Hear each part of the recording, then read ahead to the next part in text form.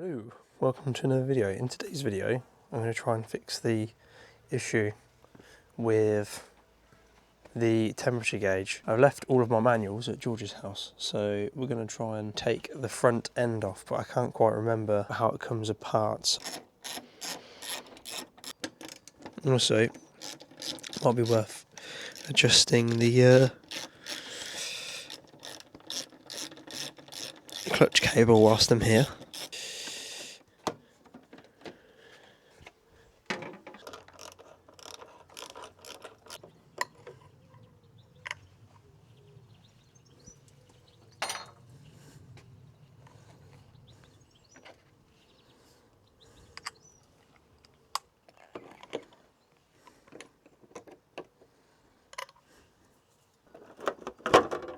There we go, there's a screen. And then now we should be able to get to the loom at the back by just folding this away rather than taking the entirety of the bike apart. What I will do though is I'm just going to loosen the screws. Put that to one side because I need it in a minute. I'm just going to loosen the screws to the cluster. Thing is, I'm not going to be able to test this until I run it up to temperature. So if I show you this plug that goes directly into where the gauge cluster is there, and this plug's there, and you can see all this residue on the contacts of the plug that goes into the cluster. Same with, I bet this one's probably the same here. So I'm gonna clean these two up, plug them back in, and start the bike and let it run up to temperature with it all off like this. But I need to find that really annoying washer that didn't fall, because I've got a feeling I know whereabouts it will be.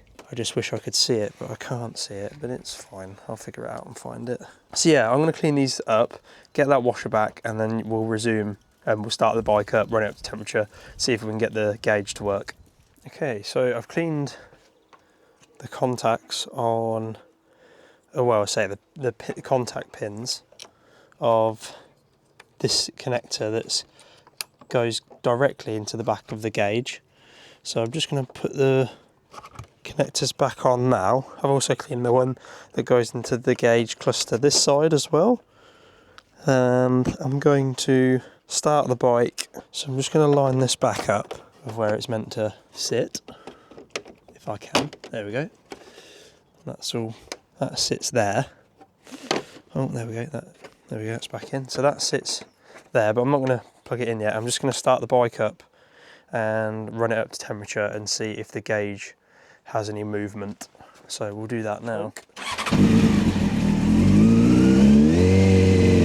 Right. So just going to see if there's any movement in the gauge at all. Everything's all plugged back in. The contacts are all plugged in.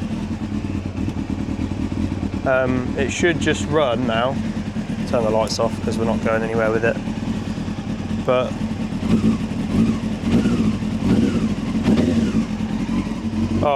should probably turn the fuel on, shouldn't I? That'd help. I'm just going to wait for it to warm up, see if there's any movement in the gauge. I think everything else still works. Yeah, indicators, left and right, that's fine. Neutral light still works. Yeah, no movement in the gauge yet. Then again, I have just switched it on, but it's going to take some time. Yeah, it's still really cold, so it's not registering on the gauge. It's been running for about, I'd say about 5 minutes now. Fan's not kicked in yet, so I'm pretty skeptical about it working, you see. But I'm going to let it get up to temperature, and then I'll probably take the cluster out again and then wiggle the gauge, wiggle some of the connectors at the back with the ignition on and see if we get any movement in the gauge.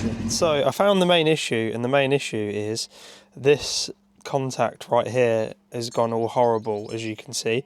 I'll probably get a close-up for you actually, if it allows me to change it. So there's the problem. These are all corroded, so I'm going to clean these, put it back in the bike, and then try again. I did put the whole thing back together and gave up, but then it had no neutral light and no speedometer. So I'm just going to clean all this up the best I can. I don't have any wire, wool or anything, or any sandpaper to sand all the grounds away, unfortunately. So I'm going to just do the best I can, wipe it all away, put it back on, and then we'll start it up and see if it works.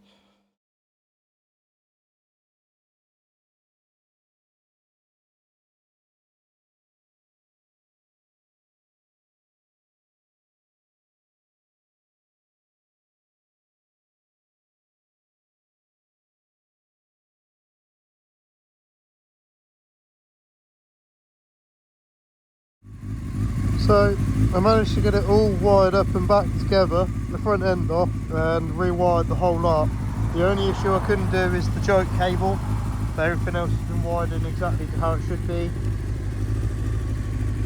There you go, a lot more tidy, less wires around. That cable there is the only one that I couldn't fix. Everything else has been fixed. I've also adjusted the clutch cable, so it's about halfway now.